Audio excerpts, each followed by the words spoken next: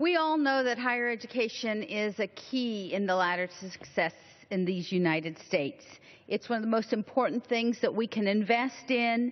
We just recently saw a study that showed that, in fact, if you have a four-year degree, you're going to make still significantly more than if you just graduated from high school. And you can imagine that in today's world, at least where I live in California, the innovation state, a master's or a doctorate is really what you need to have.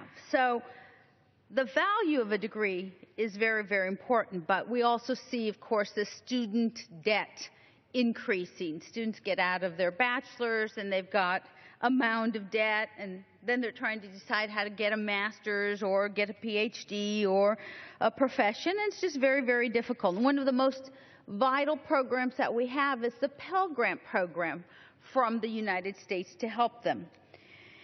But let's face it, it is very difficult to understand all the ins and outs of how to get a Pell Grant, how you use it, the purpose, how many units you can take, what you can't take, how long it can take you, et cetera, et cetera.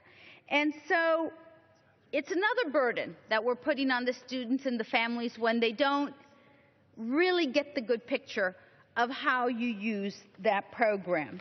So my amendment would help to really spell out for students and families how that Pell Grant would be used. My amendment would simply require institutions to better counsel transfer students on their maximum Pell Grant eligibility and the effect that it may have as a result of credits in courses that don't transfer to another institution. Now, I know that at least in California, when we look to go in at university now, we usually say, okay, well, let's do the first 2 years at the least expensive place to do it, and that would be our community college, which, by the way, they are the gems of our community. They're doing incredible work. But sometimes when students get there and they're using the Pell Grant, they also might have, for example, some remedial classes. They might have to brush up on their English, or they might have to brush up on their math. And while they're using that Pell Grant, that's using up the Pell Grant. And then those units don't transfer to that four-year university they go to. And so the student ends up miscalculating what it's really going to cost them to finish off their diploma.